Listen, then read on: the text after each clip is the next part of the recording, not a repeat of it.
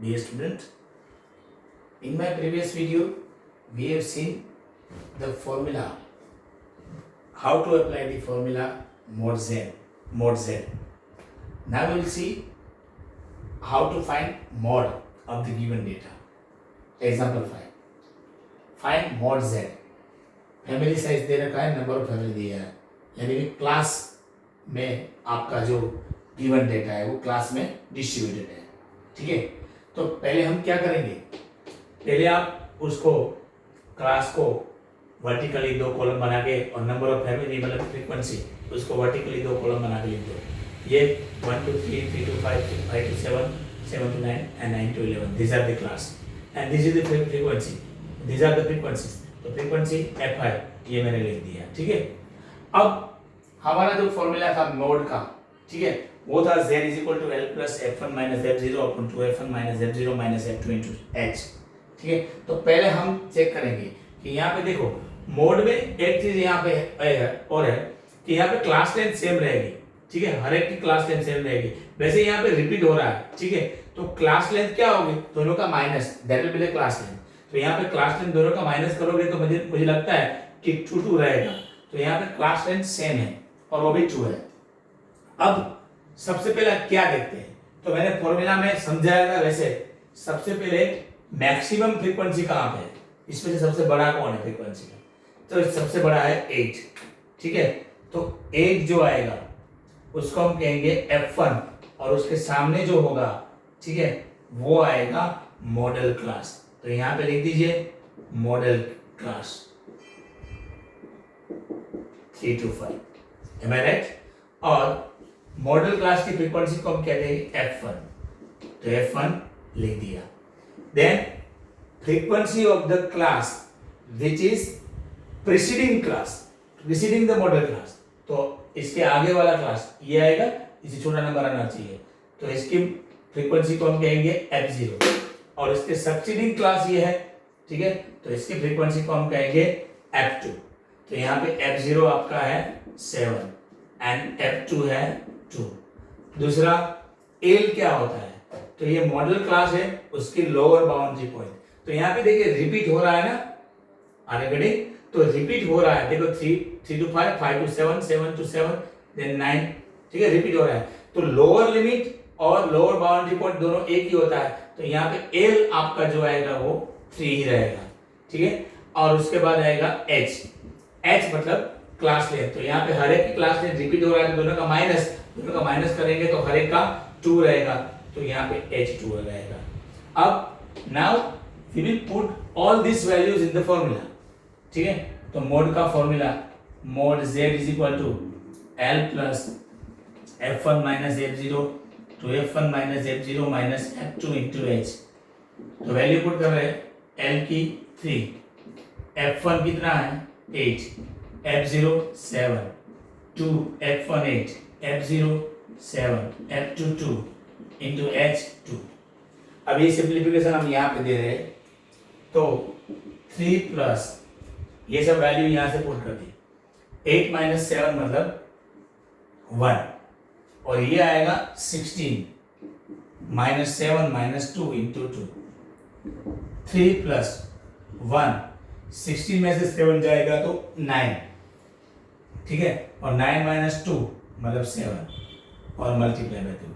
यहाँ पे कट रहा है तो काट सकते हो, नहीं कट रहा है तो ये न्यूमरेटर के साथ इंटू हो जाएगा.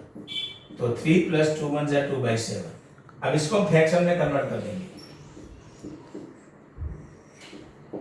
7 2 सा 14. ठीक है, 6 0 0, 7 8 जा 56, 4 0 0, 7 5 जा 35, 5 0, 7 7 जा. तो देखो पॉइंट के बाद तीसरा डिजिट 5 या 5 से बढ़ा रहा है, तो दूसरे डिजिट में बढ़ा देंगे तो आएगा 0.29. तो आपका आंसर आएगा 3.29.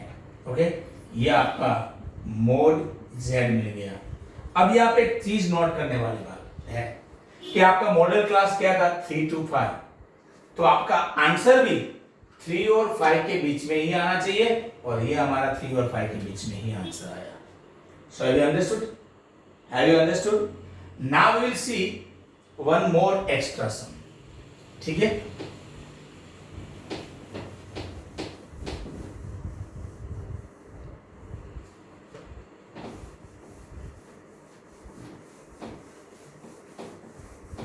ये देखिए, find the mode of the given data, class you are given, frequency also you are given.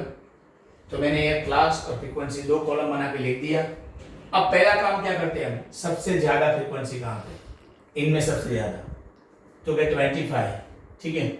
तो ये आपका आ गया F1 और उसके सामने जो आएगा वो मॉडल क्लास, तो यहाँ पे मॉडल क्लास भी लिख दीजिए, ठीक है, ओके। तो यहाँ पे आपका मॉडल क्लास आएगा 72, 84 और F1 आएगा 25। और इसके प्रीवियस यानी कि प्रीसीडिंग क्लास ये है, ठीक है, प्रीसीडिंग मतलब आगे वाला, और उसकी फ्रीक्वेंसी को हम कहेंगे F0। तो आपका F0 आएगा 8। सक्सीडिंग फ्रीक्वेंसी इसकी, ठीक है, तो पीछे वाला उसकी हम कहेंगे F2। तो F2 आपका 20 है, ओके। अब इस H मतलब देखो यहाँ पे रिपीट नहीं हो रहा है, ठीक है। तो क्या करते हैं H निकालने के लिए, क्लास लेंथ निकालने के लिए, तो ये दोनों का माइनस प्लस 1, तो दोनों का माइनस होगा, देखो हर एक में दोनों का माइनस करेंगे तो 14 आएगा और प्लस 1 मतलब 15। ये क्यों प्लस 1 कर रहे हैं मैंने समझा दिया है, ठीक है, क्यों, क्योंकि 10 से लेके 24 तक यहाँ पे वो इंक्लूड होगा, तो वो आएगा 15। तो यहाँ पे जब रिपीट ना हो, ठीक है, तो दोनों का minus plus 1 that will be the H यानी कि 15। दूसरी बात यहाँ पे देखिए L क्या लेंगे, तो देखो रिपीट नहीं हो रहा है ना, ठीक है, तो L में क्या करेंगे, लोअर बाउंड्री पॉइंट कैसे निकालते हैं, लोअर लिमिट में से 0.5 माइनस करना पड़ेगा, तो आएगा 70 में से 0.5 माइनस करेंगे तो 69.5। अब हम वैल्यू पुट कर देंगे, mod z is equal to L plus F1 minus F0 to F1 minus F0 minus F2 into H। L की value 69.5, F1 25, F0 8, 2 F1 25, F0 8, F2 20, H 15।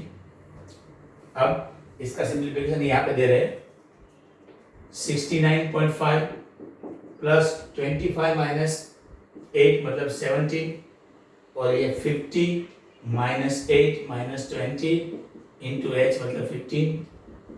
69.5 17 upon 50 में से 8 जाएगा तो 42 और 42 में से फिर से 20 जाएगा, ठीक है, तो आएगा 22 और इंटू 15। तो 69.5 इसका इंटू करो, कट नहीं रहा है कुछ, ठीक है, तो ये इस न्यूमरेटर के साथ इंटू होगा, तो 170 प्लस 85 आएगा 255।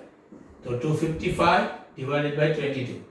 अब इसको पॉइंट में कन्वर्ट करेंगे, ठीक है, यहाँ पे हम डिवाइड कर रहे हैं, तो 255 डिवाइडेड बाय 22, 22 1 जा 22, क्या बचेगा 3 and 5, 22 1 जा 22, 3 1, ठीक है।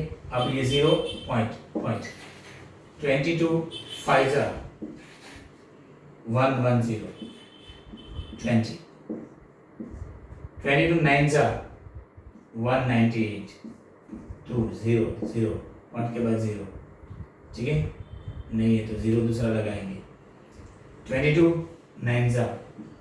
अब पॉइंट के बाद तीसरा डिजिट देखिए 5 से कम है तो यही हम निकाल देंगे, तो इसका आंसर आएगा 69.5 प्लस 11.59, तो 69.50 11.59 90 1 1 1, तो आपका आंसर आएगा 81.09। That will be the final answer of the value mod z. Okay students.